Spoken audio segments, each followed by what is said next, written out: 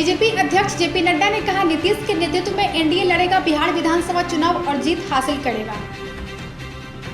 जम्मू कश्मीर से धारा 370 हटा जाने के मामले पर पी चिदम्बरम ने एक ट्वीट में लिखा, धारा 370 की बहाली के लिए एकजुट हुई मुख्य धारा की पार्टियों की एकता और जज्बे को सलाम।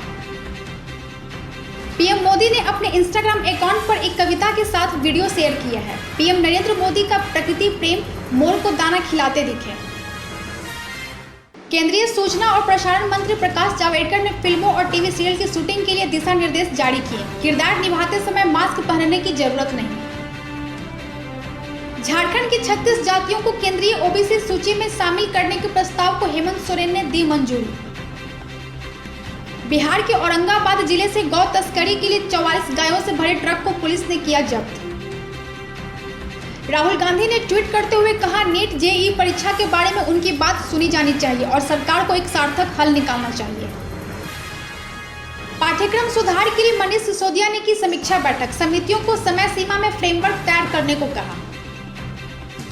कांग्रेस के वरिष्ठ नेता दिग्विजय सिंह ने कहा, आखिर ज्योतिरादित्य सिंधिया को कांग्रेस ने क्या नहीं दिया, लेकिन आज वह मंच से बड़ी बड़ी बातें कर रहे हैं, कांग्रेस पर आरोप लगा रहे हैं, यह गलत बात है। तमिलनाडु में कोयम्बेडु बस अड्डे पर खड़ी 3 बसों में आग लगी। आग पर काबू पा लिया गया है, किसी के घायल होने की खबर नहीं।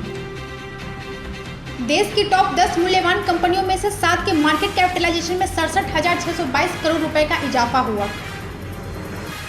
बीजेपी विधायक पर रेप का आरोप, सीएम त्रिवेंद्र सिंह रावत बोले, डीएनए टेस्ट को तैयार महेश नेगी।